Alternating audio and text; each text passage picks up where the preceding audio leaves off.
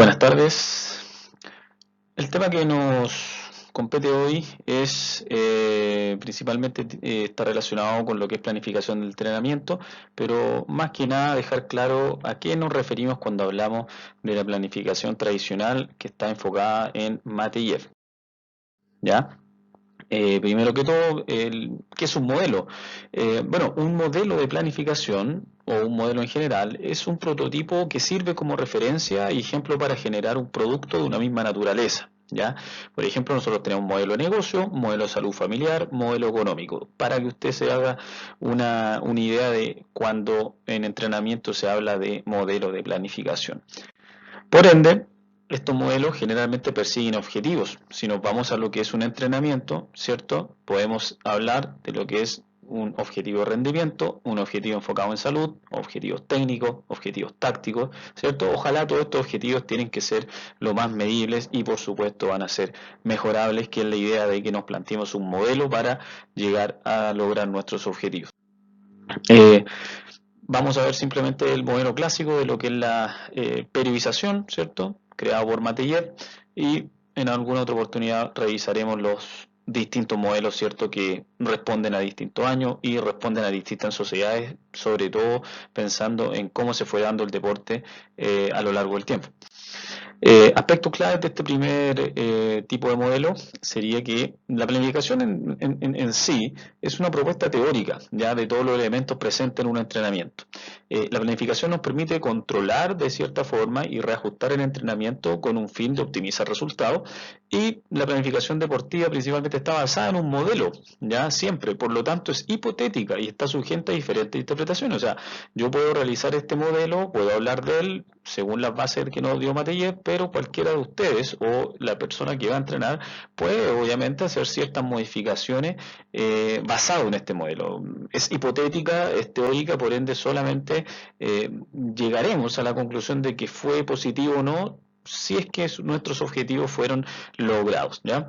El modelo de planificación entonces nos permite conocer de las propiedades de este modelo y formular previsiones sobre el fenómeno modelado, pero solo se puede verificar el resultado al movilizar empíricamente, ¿cierto?, las propiedades de este mismo modelo, ¿cierto? O sea, nos es difícil llegar a un resultado y decir está bueno o malo si es que obviamente no manejamos el final de esto, pero para eso está la aplicación. Entonces, características generales del entrenamiento principio del siglo XX rápidamente serían cargas de entrenamiento bajas, ¿ya? O sea, no eran muy intensos los entrenamientos necesariamente, habían pocas competiciones, no era un tema que existía todas las semanas las competiciones de estos atletas, no era necesario realizar entrenamientos diarios, tampoco eran tan específicos los entrenamientos y predominaba mucho el autoentrenamiento más que la posibilidad de tener un entrenador o un equipo técnico detrás, ¿ya? Y también obviamente se fundamentaba principalmente de forma empírica. ¿Ya? Mucha ejemplificación con lo que se realizaba simplemente en el campo. Por lo tanto, la planificación tradicional se propone principalmente modelos de planificación deportiva que, aunque son antiguos en su origen, se mantienen de todas formas vigentes hasta nuestros días y son utilizados por un gran número de entrenadores, ¿cierto? Mateyev, el entrenamiento tipo modelo de péndulo, los intensivos de Borovia-Pichén, ¿ya? Nosotros nos vamos a decantar por el de Mateyev. A principios de los años 40, ¿cierto? Ya existían, digamos, ciertas divisiones de lo que era un ciclo anual de entrenamiento, principalmente en 3 periodos. Dyson y Osolin también nos presentan, digamos, una especie de trabajo multilateral, ¿cierto? Y especialización, en los cuales ya se identificaba periodos generales, específicos, ¿cierto? Periodos preparatorios competitivos e inclusive los periodos de transición tan hablados por Mateyev. Entonces, ya en el 1950 se divide en periodos, se habla de la forma de adaptación biológica, ¿cierto? De que ya hay una especie de adaptación que después va a ser un poco más, digamos, intensa en el sentido del estudio por Mateyev, el cual ya desarrolla el concepto de periodización y está basado en el síndrome de adaptación de Selye. ¿Ya? Hay un carácter ondulante de la respuesta biológica, debiese haber una relación óptima entre los ritmos de entrenamiento y los cambios ondulantes de las funciones biológicas, y también hay una importancia de valorar la carga de entrenamiento y no solamente el volumen, se empiezan a dar ya estos conceptos. Por lo tanto, aportó fundamentos científicos a la planificación. Ahí podemos ver, digamos, un trabajo que podemos ver que es a 12 meses, ¿cierto? Con un cierto periodo preparatorio, un periodo competitivo y obviamente un periodo de transición, y claramente nos deja ver de que hay un, digamos, un volumen, ¿cierto? Si nos vamos por la línea amarilla, el cual sube, pero después baja y la intensidad tiende a subir con el tiempo. O sea, ambos bajan en el periodo de transición y esto está trabajado, digamos, un dibujo bastante básico, pero a 12 meses, ¿ya? Acá hay otro, ¿cierto?, en el cual se puede ver un poquito más lo que según Bompa, ¿cierto?, nos hablaba de que la intensidad del trabajo tiene que ver con la calidad de este mismo. Por ende, en la línea azul se puede ver que la intensidad va subiendo y obviamente se van dando trabajos mucho más técnicos y tácticos y especializados a lo largo que pasa el tiempo y a lo largo que nos vamos acercando al periodo competitivo. El volumen en sí va bajando en tiempo, en series, ¿cierto? En repeticiones y en todo lo que tiene que ver principalmente con la cantidad, ¿ya? A lo largo que pasa el tiempo. Ese es el concepto principal de lo que nos propone Matiller. También acá, si nosotros podemos ver con lo que tenemos principalmente hoy día, las diferencias son que no hay, en el día de hoy, hay mucha competencia, generalmente incluso cada semana en el caso de los deportes colectivos, por ende se aplican otro tipo de modelos que no estamos viendo ahora. Pero esta es la base de todos y lo que viene después son principalmente adaptaciones de este mismo modelo, pero en miniatura, por así decirlo, ¿ya? Llámese la TR, llámese la microestructura, también el modelo de péndulo, pero acá simplemente nosotros podemos darnos cuenta de que en esa época digamos, las competencias eran mucho menores, eran mucho menos días al año, ¿ya? Por ende, sus altos estados de rendimiento o pic de rendimiento eran mucho menos también, cosa que obviamente hoy día no serviría mucho. Y acá también podemos ver al final, periodo preparatorio grande, ¿cierto? Con una fase general, una fase específica, ¿cierto? Y dentro de esto cae obviamente la fase general básica, que es donde se trabajan la mayoría de las cualidades físicas, digamos, básicas, que son fuerza, velocidad, resistencia y flexibilidad, ¿cierto? Con un bajísimo componente técnico-táctico, ya que eso se trabajaría mucho más en la fase específica, dándole muchísimo más énfasis en lo que el deporte en cuestión comprende, ¿cierto? Y obviamente en el periodo competitivo también lo básico, digamos, llega sumamente a niveles bajos, lo específico también baja mucho, pero se trabaja más con los movimientos, llámese, o características de las cualidades físicas que tienen mucho más que ver con el modelamiento de tipo competitivo, ¿ya? Entonces, el periodo preparatorio relativo a la adquisición de la forma deportiva, el periodo competitivo relativo al mantenimiento de la forma deportiva y el periodo de tránsito es responsable por la pérdida temporal de la forma deportiva. O sea, nuestro pic de rendimiento ya empieza a bajar y le estamos dando ese carácter ondulante, ¿cierto? En el cual obviamente después tendría que venir otro ciclo de entrenamiento.